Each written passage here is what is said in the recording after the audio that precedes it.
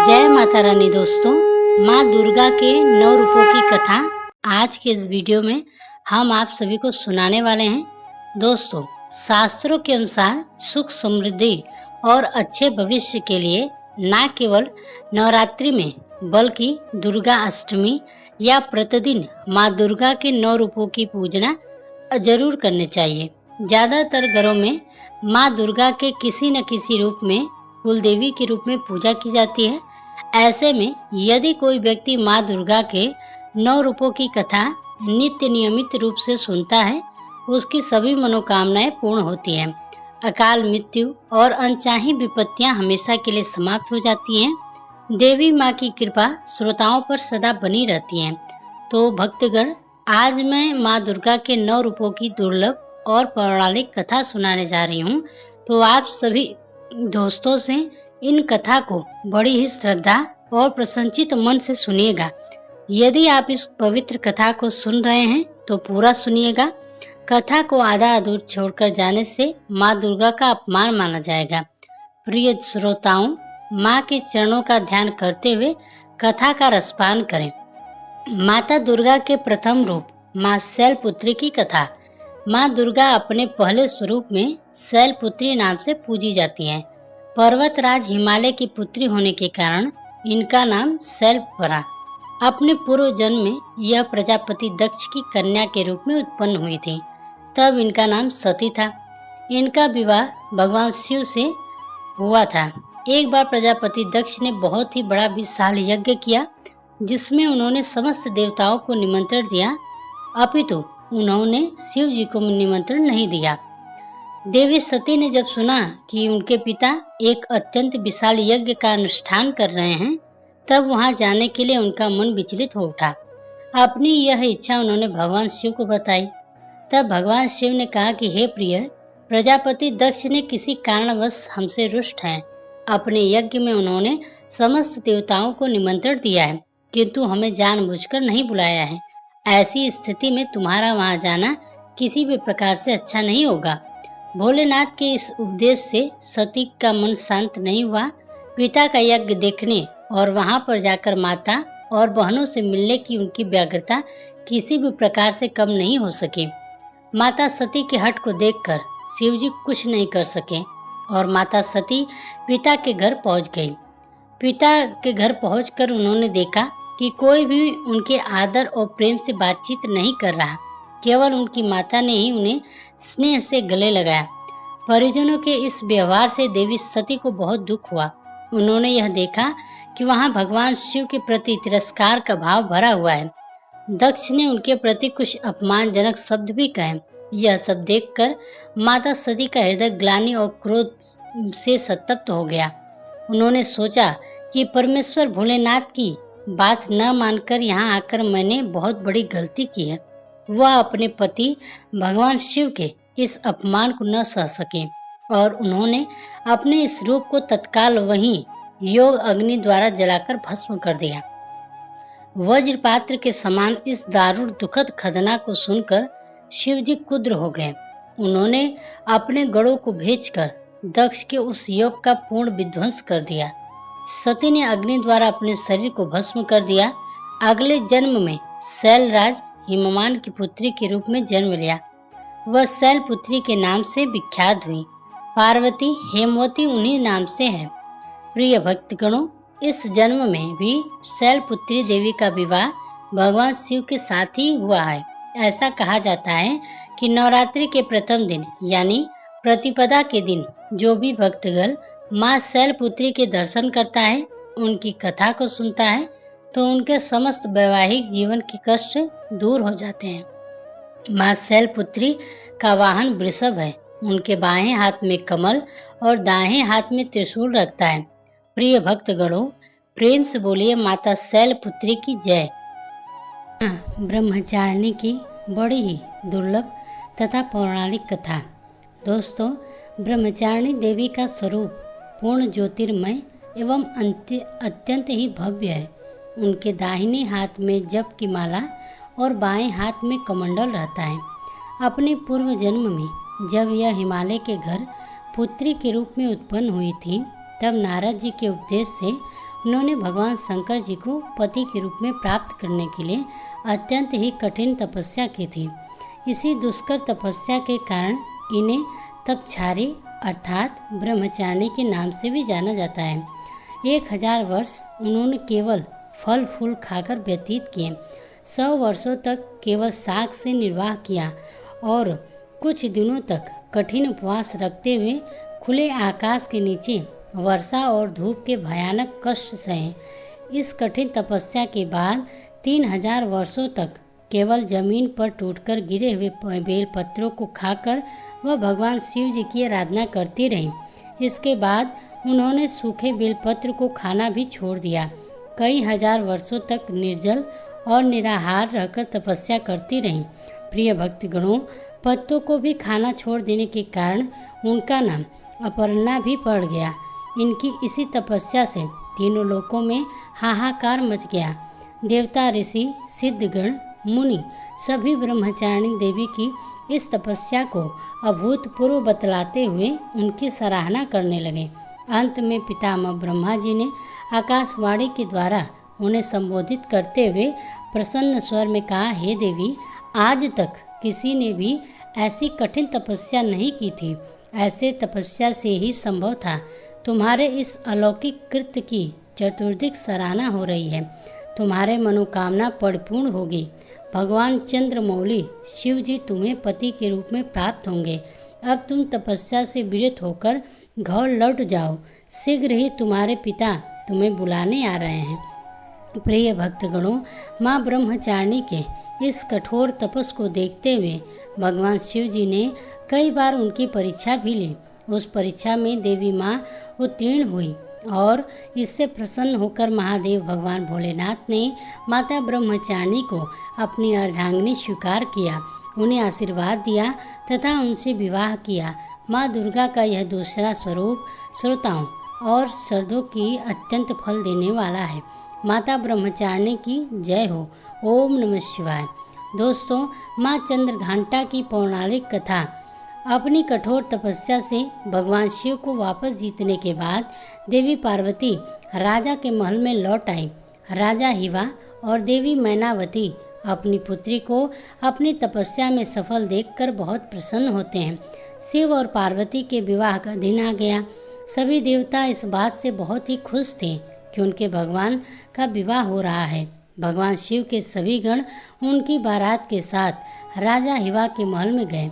वहाँ तो भोलेनाथ हैं, उनका नाम ही शिव है, जो सुविधा को धारण करते हैं। उन्हें बाहरी दिखावे और औपचारिकताओं के पालन की कोई परवाह नहीं थी। वह जैसे थे वैसे ही विवाह के लिए आगे बढ़े। वासुकी और तक्षक जैसे सबसे भयानक सांपों के साथ उनकी माला कंदन बंद और बालियाँ थीं। उनके बाल उलझे हुए थे और उनका पूरा शरीर शमशान की राख में से ढका हुआ था। उन्होंने अपने 5 सिर प्रकट किए। वह प्रभावशाली, उग्र और तीव्र दिख रहे थे। यह बारात में राजसी घोड़े पर सवार अन्य लोगों के विपरीत एक बैल पर सवार होकर आए थे।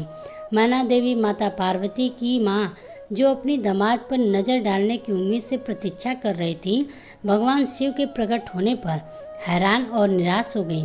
उनका रूप न केवल अरुचिकर था, बल्कि वे अत्यंत अनियंत्रित और विचित्र रूपों से घिरे हुए थे। भूत, प्रेत और पिशाच बम बम भोले किनारों से वातावरण को गुंजयमान कर रहे थे। भूत, पिशाच, साधु और अघोरी बारात में शामिल हुए। गण इतने उत्साहित थे कि उनकी मर्यादा के लिए कोई सीमा ही नहीं थी। उनकी खुशी अस्पष्ट थी, लेकिन यह किसी भी तरह से कोई सुंदर या सुखद दृश्य नहीं था। इस तथ्य को पचाने में असमर्थ माता नैना देवी ने सोचा कि उनकी शाही कोमल बेटी अब अपने पति जैसे आतंकिक स्वभाव वाले व्यक्ति के साथ कैसे प्राणियों के बीच रहेगी। मैना देवी अचेत हो गई।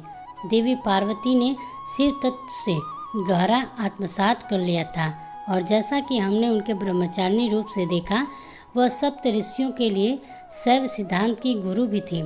फिर भी अपनी पूरी करुणा के साथ उन्होंने एक माँ के रूप में मैना देवी की दुर्दशा को समझा और वह भोलेनाथ को शांत होने और विवाह के लिए एक सुगत स्वरूप प्रस्तुत करने के लिए मनाने के लिए गई।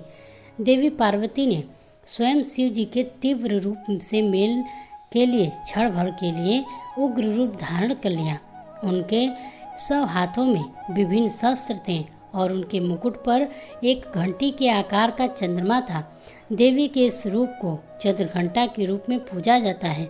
माँ के इस रूप ने भगवान शिव के रौद्र रूप को शांत किया और उनके उपद्रवी ग्रहों को वश में किया। चंद्रघंटा के उग्र और तेजस्वी रूप को मानते हुए माँ ने शिव जी के शांत स्वरूप धारण करने का आग्रह किया, जिस पर वह तत्पश्चात सहमत हो गए। उनके अनुरोध पर शिव जी ने अपना भयानक रूप त्याग दिया और भगवान विष्णु को सबसे आकर्षण दूल्हे के रूप में उनका श्रृंगार करने दिया गया। भगवान शिव को इस रूप में चंद्रशेखर या सुदर्शनेश्वर के नाम से भी जाना जाता है। भव्य विवाह के बाद देवी पार्वती एक शालीन नई दुल्हन के रूप में भगवान शिव के साथ गई। भगवान शिव अभी भी ध्यान में डूबे रहते थे और देवी पार्वती हर दिन उनकी गुफा को साफ करती और उनकी सभी जरूरतों का प्रेम से ख्याल रखती थी। धीरे धीरे देवी पार्वती ने कैलाश पर अपना नया घर स्थापित कर लिया। इस बीच तारकासुर बेचैन हो रहा था। अब तो शिव और उनकी शक्ति एकजुट हो गए थे, इसलिए तारकासुर भयभीत था। उनसे नवविवाहित के जीवन में सौंदर्य को बांध करने के लिए एक दुष्ट चमगादड़ राक्षस जटाकासुर को भेजा गया। जब भगवान शिव घोर तपस्या में लीन थे और माता पार्वती अपने घर के काम काज में व्यस्त थी, जटाकासुर पूरी चमगादड़ सेना के साथ कैलाश पर्वत पहुंचा। जटाकासुर और उसकी चमगादड़ सेना ने आकाश को केवल अपने पंखों से ढक लिया था। उन्होंने माता पार्वती के नव सजाए घर को उजाड़ना शुरू कर दिया। अभी भी एक कोची दुल्हन और राक्षसों और असुरों के तरीकों में मां पार्वती ने शक्तिशाली नंदी की मदद लेने का फैसला किया, लेकिन नंदी जी कहीं नहीं मिले। इसी बीच भगवान शिव के अन्य गणों ने जटाकासुर और उनकी शक्तिशाली सेना से सुरक्षा करने के लिए उनसे प्रार्थना की, क्योंकि उन्हें बार बार जटाकासुर के हाथों का हार का सामना करना पड़ रहा था और भगवान शिव अभी भी गहरी तपस्या में लीन थे। तब माता पार्वती स्वयं शिव जी से मिलने गए। उन्होंने शिव जी से स्थिति से बाहर निकालने का मार्गदर्शन करने के लिए विनती की।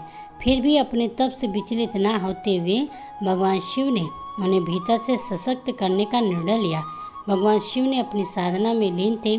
तभी माता पार्वती को जटाकासुर से स्वतंत्र रूप से लड़ने की प्रेरणा मिली।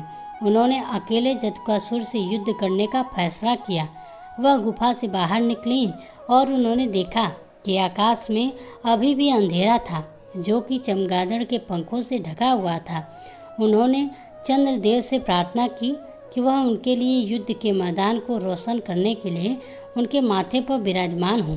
युद्ध के मैदान में उनकी सहायता करने के लिए हिमालय के भेड़ियों का एक झुंड दौड़ा।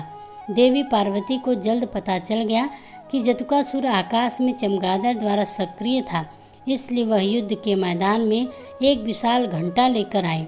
घंटी इतनी जोर से बजी कि चमगादड़ से आकाश साफ हो गया। जैसे ही भेड़ियों ने एक ने जटाकासुर पर आक्रमण किया, देवी पार्वती ने जटाकासुर के सिर पर घंटे से प्रहार किया, जिससे वह एक ही झटके में मर गया। माथे पर चंद्र और हाथ में घंटा लिए देवी के स्वरूप को ब्रह्मदेव ने देवी चंद्रघंटा के रूप में महामंत्र किया। प्रिय श्रोताओं, यह कथा इस बात का प्रतीक है कि अपने अंदर की शक्ति को पहचानने के लिए हमें देवी प्रेरणा की आवश्यकता है। जैसे कि भगवान शिव ने माता पार्वती को बताया, चंद्रघंटा के रूप में युद्ध करके पास मौजूद अपार शक्ति का एहसास कराने के लिए घंटे के आकार के अर्धचंद्र से सुशोभित सुनहरे रंग वाली और 10 भुजाओं वाली वह सुनहरे शेर पर सवार है। 8 कोमल हाथों में त्रिशूल, गदा, तीर, धनुष, तलवार, कमल, घंटी और रुद्राक्ष माला तथा कमंडल युक्त पानी का बर्तन है, जबकि उनके एक हाथ में अभय मुद्रा, भय को दूर करने वाली मुद्रा है। उन्होंने नारंगी रंग के वस्त्र पहने हैं और वह शेर या बाघ पर सवार है, जो बहादुरी और ताकत का प्रतीक है। जब माता चंद्रघंटा माता कुष्मांडा की पौराणिक कथा, यह उस समय की बात है जब ब्रह्मांड अंधकार से भरे हुए एक शून्य के समान था, लेकिन फिर दिव्य प्रकाश की एक किरण चारों ओर से फैली और अंधेरा उजाले में परिवर्तित होने लगा। उस प्रकाश की कोई सीमा नहीं थी। सहसा प्रकाश एक दिव्य देवी के रूप में बदल गई। वह कोई और नहीं बल्कि स्वयं देवी माता कुष्मांडा थी। अपने मंद हल्की हंसी के साथ अंड यानी ब्रह्मांड को उत्पन्न करने के कारण इस देवी को कुष्मांडा नाम से संबोधित किया गया। देवी कुष्मांडा की मुस्कान के कारण ब्रह्मांड का जन्म हुआ। उन्होंने ही पृथ्वी, सभी ग्रह, चंद्र, सूर्य, तारे और आकाश गंगा को अस्तित्व में लाया। संसार के जीवन बनाए रखने के लिए सूर्य देवता की आवश्यकता थी, तो माता कुष्मांडा ने अपने आप को सूर्य में समाहित कर दिया। कुष्मांडा की ही समस्त ऊर्जा का स्रोत है। जब वह सूर्य भगवान के मूल में रहती हैं तो देवी का अलौकिक तेज दिन भर को जीवन प्रदान करने की क्षमता देती है। कुष्मांडा देवी के बिना सूर्य शक्तिहीन है। यह देवी की ही शक्ति है। कुष्मांडा ही शक्तिशाली है। इनसे ही जग रोशन है। यह केवल एकमात्र ऐसी देवी है जो सूर्य मंडल के भीतर के लोक में निवास करती है। इनकी पूजा करके व्यक्ति अनेक कष्टों और पापों को दूर कर सकता है। माता कुष्मांडा की स्तुति करने से आयु, यश, शक्ति, बुद्धि प्राप्त होती है और साथ ही सभी रोगों से मुक्ति मिलती है। सभी तरह की नकारात्मक शक्तियाँ दूर हो जाती हैं और सभी तरह की समस्याओं का समाधान होता है। इनकी पूजा करने से सुख, समृद्धि और उन्नति की प्राप्ति होती है। दुख, विपत्ति और कष्ट से मुक्ति मिलती है। उनका रूप अलौकिक है। माता कुष्मांडा की 8 भुजाएं हैं, इसलिए अष्टभुजा कहलाती हैं। इसके साथ उनके हाथों में कमंडल, धनुष बाण, कमल पुष्प, अमृतपूर्ण कलश, चक्र तथा गदा है। 8वें हाथ में सभी सिद्धियों और निधियों को देने वाली जपमाला है। इस देवी का वाहन सिंह है। संस्कृत में कुमड़े को कुष्मांडा कहते हैं, इसलिए इस देवी को कुष्मांडा कहा जाता है। इस देवी का वास सूर्य मंडल के भीतर के लोक में है। सूर्य लोक में रहने की शक्ति और क्षमता केवल इन्हीं में है, इसलिए इनके शरीर की कांति और प्रभा सूर्य के भांति ही चमकती है। इनके ही तेज से 10 दिशाओं अलौकिक हैं। ब्रह्मांड की सभी वस्तुओं और प्राणियों में इन्हीं का तेज व्याप्त है। प्रेम से बोलिए जय हो माता कुष्मांडा। दोस्तों, अब स्कंद माता की पौराणिक कथा। जब राजा दक्ष के यज्ञ में माता सती अग्नि कुंड में कूदकर भस्म हो गई, तब शिव जी विलाप करते हुए गहरी तपस्या में लीन हो गए। इससे सृष्टि शक्तिहीन हो गई। असुरों ने इस मौके का लाभ उठाया और पौराणिक कथाओं में वर्णित है कि एक असुर जिसका नाम तारकासुर था, उसने अपनी कठोर तपस्या से ब्रह्मा जी को प्रसन्न कर अमर होने का वरदान मांगा। तब ब्रह्मा जी ने कहा, हे तारकासुर, इस धरती पर जिसका जन्म हुआ है उसका मरना निश्चित है। कोई भी अमर नहीं हो सकता। तुम कोई और वरदान मांगो। यह सुनकर तारकासुर बहुत दुखी हुआ। कुछ देर सोचने के बाद तारकासुर ने कुटिल मुस्कान के साथ कहा, हे भगवान, मुझे यह वरदान दीजिए कि मेरी मृत्यु भगवान शिव के पुत्र के हाथों हो। ब्रह्मा जी ने कहा, तथास्तु, और अंतर ध्यान हो गए। तारकासुर ने यह सोच लिया था कि भगवान शिव तो माता सती के वियोग में अनादिकाल तक तपस्या में लीन रहेंगे और माता सती का स्थान भगवान शंकर किसी और को नहीं देंगे और वे अब विवाह नहीं करेंगे और उसकी मृत्यु, जो कि शंकर भगवान के पुत्र के हाथों होनी है, बिना शिव जी के ब्याह किए उनका जन्म लेना भी असंभव है। एक प्रकार से तारकासुर स्वयं को अमर ही समझ बैठा था। वह बहुत ही शक्तिशाली और क्रूर हो गया था। यह वरदान मिलने के बाद उसने देवताओं पर अत्याचार शुरू कर दिया। देवतागण बहुत ही परेशान हो गए और उन्होंने ब्रह्मा जी से मदद मांगी। ब्रह्मा जी ने कहा, तारकासुर का अंत शिव जी के पुत्र ही कर सकते हैं। यह सुनकर इंद्र और समस्त देवतागण भगवान शिव के पास पहुँचे। इस सृष्टि को तारकासुर से मुक्ति दिलाने का निवेदन किया। शिव जी ने सभी देवताओं को इस समस्या से मुक्ति दिलाने का वचन दिया। तब भगवान शिव जी ने पार्वती से अपने प्रति अनुराग की प्रतीक्षा लेते हुए कहा और माता पार्वती की तपस्या से प्रसन्न होकर उनसे विवाह करते हैं। विवाह करने के बाद शिव पार्वती के रूप पुत्र स्कंद, जिन्हें हम कार्तिकेय कहते हैं, उनका जन्म हुआ। कार्तिकेय बाल्यावस्था से ही बहुत ही वीर और शक्तिशाली थे, किंतु माता पार्वती ने स्कंद माता का रूप धारण किया और कार्तिकेय को अपना पुत्र बनाया और उन्हें अस्त्र शस्त्र की शिक्षा दी। उन्हें अपनी समस्त शक्ति प्रदान की। प्रिय श्रोताओंगण, उन्होंने दुष्ट असुरों का संहार करना शुरू कर दिया। कार्तिकेय बाल्यावस्था से ही बहुत ही वीर और शक्तिशाली थे। उन्होंने दुष्ट असुरों का संहार आरंभ कर दिया। अंततः वह समय भी आ गया जिसकी देवताओं को कई युगों से प्रतीक्षा थी। उन्होंने तारकासुर से युद्ध किया। एक भयंकर युद्ध हुआ जिसमें कार्तिकेय ने तारकासुर का वध कर दिया। देवताओं ने भगवान कार्तिकेय की वीरता की भूरी भूरी प्रशंसा की और उन्हें देवताओं का सेनापति बनाया गया। स्कंद माता की 4 भुजाएं हैं, जिसमें दाहिने तरफ की ऊपर वाली भुजा से 6 शीशों वाले भगवान स्कंद को गोद में पकड़े हुए और दाहिने तरफ नीचे वाली भुजा जो कि ऊपर की ओर उठी है, उसमें कमल का फूल है। बाएं की तरफ ऊपर वाली भुजा पर आशीर्वाद की मुद्रा में है और नीचे वाली भुजा कमल का पुष्प है। यह भगवान स्कंद कार्तिकेय की माँ है। इनका पूजन संपूर्ण शुभ है। यह कमल के आसन पर विराजमान है। इनका वाहन सिंह है, इसी कारण इन्हें पद्मस देवी भी कहा जाता है। स्कंद माता सूर्यमंडल की अधिष्ठात्री देवी हैं।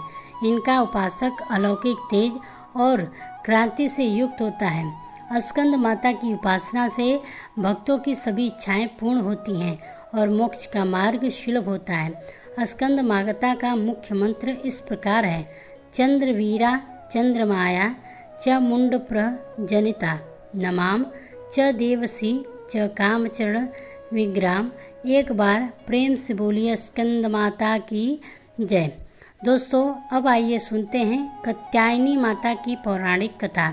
जब असुरों का उत्पात बहुत बढ़ गया था, तब ऋषि मुनियों ने समस्त प्राणियों को दुष्ट असुरों के अत्याचार से मुक्ति दिलाने के लिए माता आदि शक्ति कात्यायनी के रूप में प्रकट हुई थी।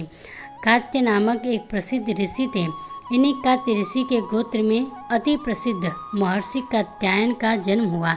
महर्षि कात्यायन माँ जगदम्बा के परम भक्त थे। उन्होंने महर्षि कात्यायन की प्रबल इच्छा थी कि माँ भगवती उनके घर पुत्री के रूप में जन्म लें। माँ जगदम्बा की उपासना करते हुए उन्होंने बहुत वर्षों तक कठोर तपस्या की। माँ भगवती ने उनकी तपस्या से प्रसन्न होकर महर्षि कात्यायन के घर में जन्म लेना स्वीकार किया। अश्विन कृष्ण चतुर्थी को यह महर्षि कात्यायन की पुत्री के रूप में माँ जगदम्बा का जन्म हुआ। जन्म के उपरांत कात्यायन ऋषि ने माता आदिशक्ति की विधिवत पूजा का आयोजन किया। शुक्ल सप्तमी, अष्टमी और नवमी तक 3 दिन उन्होंने कात्यायन ऋषि की पूजा ग्रहण करके 10वीं को महिषासुर का वध किया। महिषासुर का वध करने के पश्चात समस्त देव मानव लोकों में माँ दुर्गा की जय जयकार करने लगे। कात्यायन ऋषि की पुत्री होने के कारण यह माता जी कात्यायनी के नाम से विख्यात हुई। इनसे जुड़ी एक दूसरी कथा और भी है। इस कथा के अनुसार महर्षि कात्यायन ने सर्वप्रथम माँ कात्यायनी की पूजा की, इसी कारण यह कात्यायनी कहलाई। माँ कात्यायनी अपने भक्त को निश्चित फल प्रदान करती हैं। भगवान कृष्ण को पति के रूप में पाने के लिए ब्रज की गोपियों ने इन्हीं की पूजा काल यमुना के तट पर की थी। यह ब्रज मंडल की अधिष्ठात्री देवी के रूप में प्रतिष्ठित भगवान श्री कृष्ण ने भी माता कात्यायनी की पूजा की थी। इनका स्वरूप अत्यंत भव्य और दिव्य है। इनका वर्ण सोने के समान चमकीला और उज्ज्वल है। इनकी 4 भुजाएं हैं। माता जी की दाहिनी तरफ का ऊपर वाला हाथ अभय मुद्रा में है तथा नीचे वाला वर मुद्रा में है।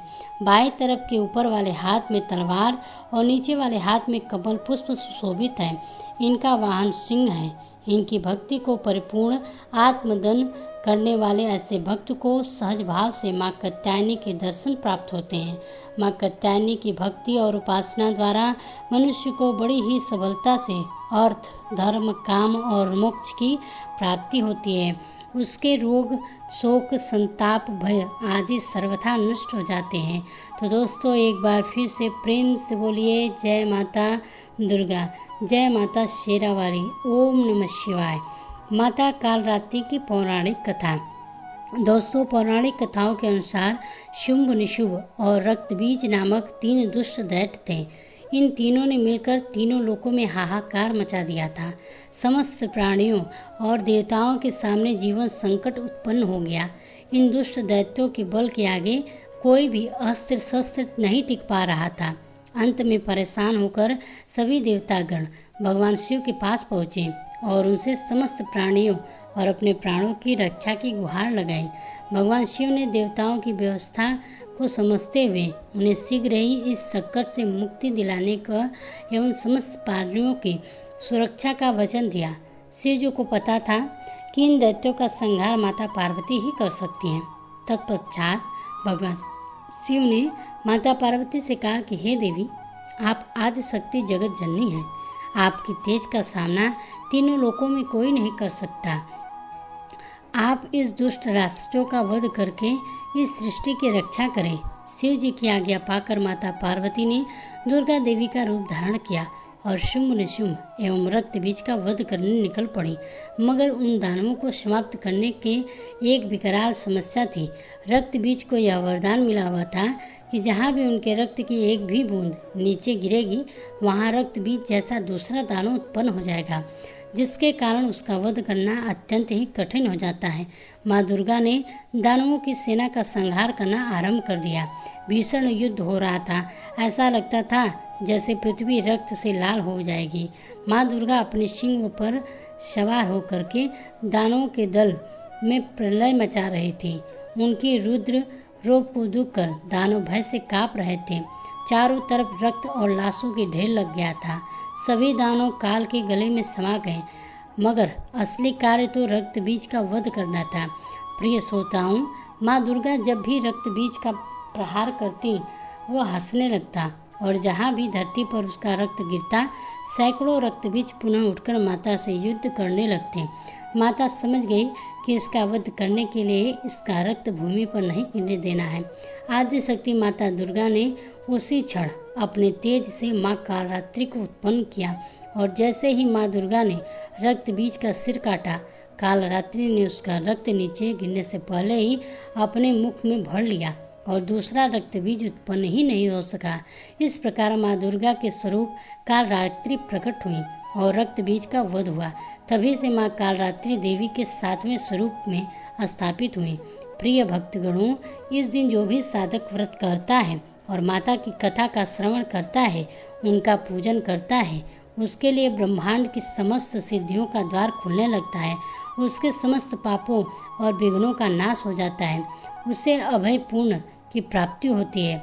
माँ कालरात्रि दुष्टों का विनाश करने वाली कालरात्रि देवी दुर्गा का ही एक रूप है, जिसे दैत्य रक्त बीज के वध के लिए माता ने अपने तेज से उत्पन्न किया था। माँ दुर्गा की 7वीं शक्ति कालरात्रि के नाम से जानी जाती है। इनका शरीर रंग काला है, जो अंधकार का प्रतीक है। इनके बाल बिखरे हुए हैं, जो इनकी उग्रता का प्रतीक है। इनके गले में बिजली की माला है, जो कि इनकी शक्ति का प्रतीक है। इनकी 3 आँखें हैं, जो इनके ज्ञान और दृष्टि का प्रतीक है। इनके नासिका के स्वार से अग्नि भयंकर ज्वालाएं निकलती रहती हैं। इनकी वाहन दहक गदा है, उसके ऊपर उठे हुए दाहिने हाथ की वर मुद्रा से सभी को आशीष प्रदान करती हैं। दाहिने तरफ का नीचे वाला हाथ अभय मुद्रा में है। बाईं तरफ के ऊपर वाले हाथ में लोहे का काट और नीचे वाले हाथ में कड़क कटार है। माँ कालरात्रि का स्वरूप देखने में अत्यंत भयानक है, लेकिन यह सदैव शुभ फल देने वाली है। इसी कारण इनका नाम शुभकरी भी है। अतः भक्तों को किसी प्रकार से भी भयभीत और आतंकित होने से कोई आवश्यकता नहीं है। यह माता पूर्णतः ममतामयी है। तो बोलिए प्रेम से जय माता काली। ओम नमः शिवाय। प्रिय भक्तगणों, अब आइए सुनते हैं माता काली की दूसरी कथा। ओम नमः शिवाय। जय माता काली। माता गौरी की पौराणिक कथा। पौराणिक कथाओं के अनुसार माता महागौरी का जन्म हिमालय राज के घर हुआ था। कहा जाता है कि भगवान शिव ने अपनी पहली पत्नी देवी सती की मृत्यु के कारण गहरी तपस्या में ध्यान में चले गए थे। भगवान शिव ने अपने ध्यान से बाहर आने से इनकार कर दिया। कई वर्षों तक सभी सांसारिक मामलों से दूर रहे। इसी बीच तारकासुर नामक एक राक्षस देवताओं को परेशान कर रहा था। देवताओं के अनुरोध पर देवी सती ने हिमालय की पुत्री माता शैलपुत्री के रूप में जन्म लिया। उन्हें माता पार्वती भी कहा जाता है। माता पार्वती ने भगवान शिव को पाने के लिए अत्यंत ही कठोर तपस्या की। उन्होंने सभी संसारिक सुखों को भी त्याग दिया। चूँकि वह राजकुमारी थी, लेकिन उन्होंने राजकुमारी की तरह रहना स्वीकार नहीं किया और बिना अन्न जल ग्रहण किए उन्होंने शिव की बहुत ही घोर तपस्या की। कहा जाता है कि माता पार्वती की घोर तपस्या के कारण ही उन्हें माता ब्रह्मचारिणी के नाम से जाना जाता है। हजारों वर्ष बीत गए, लेकिन माता पार्वती ने हार नहीं मानी। ठंड, बारिश और तूफान से लड़ते हुए उन्होंने कुछ भी खाने या पीने से इनकार कर दिया। इससे उनकी त्वचा काली पड़ गई और उनके शरीर भी धूल, मिट्टी, पत्ते आदि से ढक गया। इस गंभीर तपस्या के कारण माँ पार्वती ने अपनी सारी चमक खो दी और बेहद कमजोर हो गई। अंत में लंबे समय के बाद भगवान शिव ने उनकी तपस्या पर ध्यान दिया। उन्होंने उनकी भक्ति की परीक्षा भी ली और यह महसूस किया कि वह वास्तव में सती का ही स्वरूप है। भगवान शिव माता पार्वती से विवाह करने के लिए तैयार हो गए, क्योंकि वह कमजोर हो चुकी थी और सभी प्रकार की गंदगी से ढकी हुई थी। भगवान शिव ने उन्हें शुद्ध बनाने का फैसला किया। उन्होंने अपने बालों से बहने वाली गंगा के पवित्र जल से माता पार्वती पर गिरा दिया। इस पवित्र जल से माता पार्वती के शरीर के सारे गंदगी धो डाले और उनकी खोई हुई चमक उन्हें वापस प्राप्त हुई। जैसे ही शुद्ध और पवित्र जल उन पर गिरा, उनकी त्वचा में अपनी चमक वापस पा ली और वे उत्कृष्ट चमकदार आभा में बदल गया। उनका रंग चंद्रमा की चमक के समान उज्जवल हो गया, जिससे महादेव ने उनका नाम महागौरी रखा। तभी से उनका नाम महागौरी पड़ गया, जो दुधिया सफ़ेद रंग और वर्ण वाली थी। शंख, चक्र, गदा और कुंद फूल सफेदी उनके सुंदर उत्तम सौंदर्य का मुकाबला नहीं कर सकती। शुद्ध सफ़ेद साड़ी से लिपटी हुई हीरे जड़ित आभूषण से सुसज्जित एक सफ़ेद बैल पर भव्य रूप से बैठी हुई वह हजारों सूर्य की चमक से चकाचौंध हो रही थी। चतुर्भुजी यानी कि 4 भुजाओं वाली होने के कारण वह 2 हाथों में एक त्रिशूल और एक डमरू रखती हैं, जबकि उनके अन्य 2 हाथों में अभय और वर मुद्रा है। प्रशंसनीय महागौरी की पूजा उनके भक्तों की आत्मा को शुद्ध करने और उनके पापों तथा अशुद्धियों को धोने की क्षमता के लिए की जाती है। उनकी पूजा तथा कथा का श्रवण करने से सभी प्रकार के कष्ट दूर हो जाते हैं और अमोघ फल की प्राप्ति होती है। वैवाहिक जीवन सुखमय होता है, धनेश्वर की प्राप्ति होती है। एक बार प्रेम से बोलिए जय महागौरी, ओम नमः शिवाय।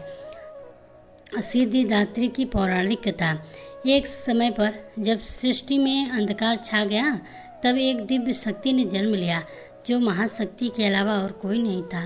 देवी शक्ति ने ब्रह्मा, विष्णु और महादेव की त्रिमूर्ति को जन्म दिया और तीनों लोगों को संसार के लिए अपने कर्तव्यों को निभाने के लिए अपनी भूमिका को समझने के लिए सलाह दी। उनके कहे अनुसार त्रिदेव एक महासागर के किनारे पर बैठ गए और कई वर्षों तक तपस्या की।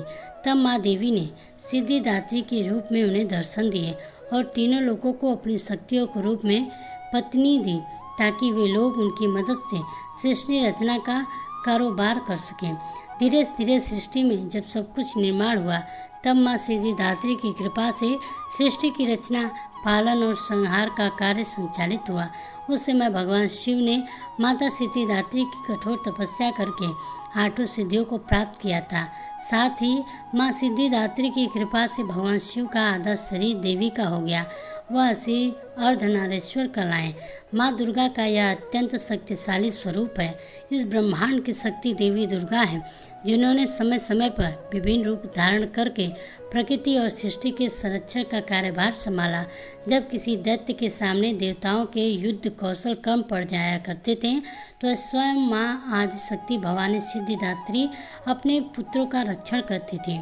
माता सिद्धिदात्री देवी दुर्गा, जो न सिर्फ नारी शक्ति का स्वरूप है, बल्कि भक्तों की आस्था परम पात्र भी हैं। एक समय पर महिषासुर नामक एक भयंकर राक्षस ने चारों ओर हाहाकार मचा दिया।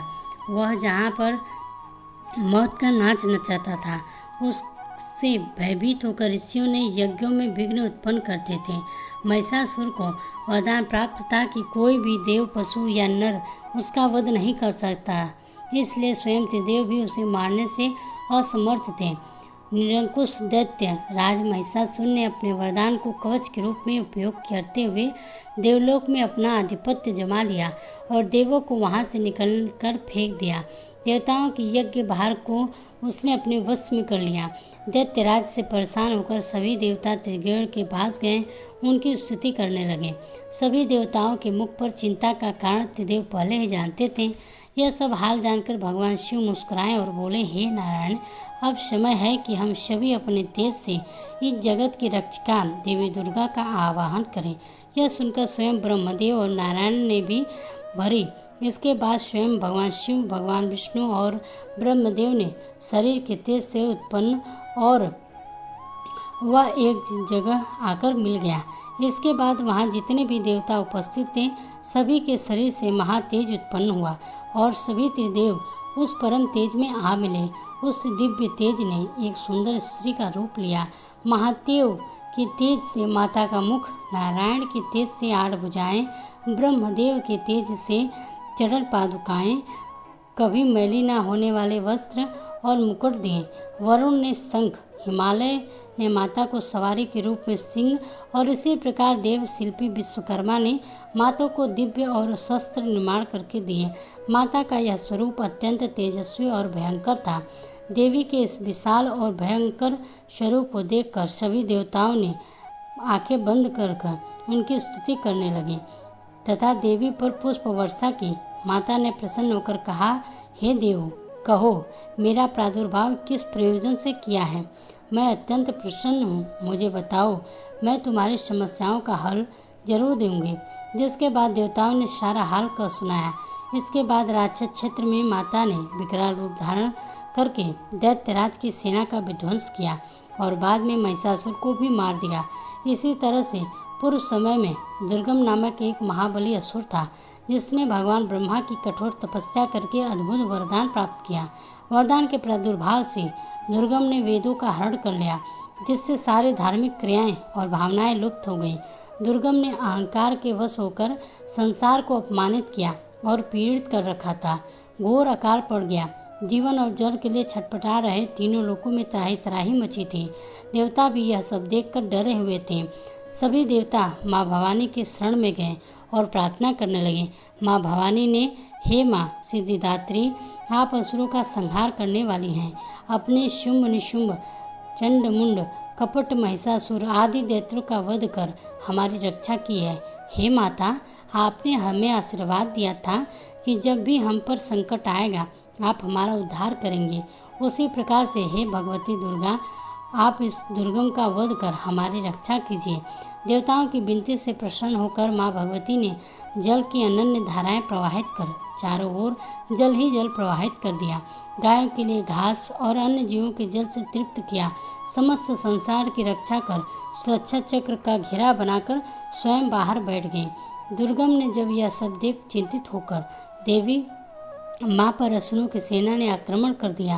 तभी सुंदर सलोनी माँ भगवती ने अस्त्र शस्त्र से सुसज्जित होकर विराट रूप धारण करके समस्त असुरों का वध किया और त्रिशूल से दुर्गम का वध कर दिया। संसार में धर्म की स्थापना की। दुर्गम का वध करने के कारण माँ भगवती इस संसार में दुर्गा के नाम से विख्यात हुई। 9 दुर्गा में माँ सिद्धिदात्री अंतिम है। अन्य 8 दुर्गा की पूजा उपासना शास्त्रीय विधि के अनुसार करते हुए भक्त दुर्गा पूजा के 9वीं के दिन इनकी उपासना में प्रतिष्ठ होते हैं। इन सिद्धिदात्री माँ की उपासना पूर्ण फल देने वाली है। भक्तों और साधकों की लौकिक पलकों के सभी प्रकार की कामनाओं की पूर्ति होती है। जय माता दुर्गा। दोस्तों, आज की इस कथा को सुनाते समय अगर बोलने में कोई त्रुटि हो गई हो तो हम क्षमा प्रार्थी हैं। दोस्तों, अगर वीडियो पसंद आई हो तो वीडियो को एक लाइक ज़रूर कीजिएगा। साथ ही कमेंट बॉक्स में जय माता दी अवश्य लिखिए।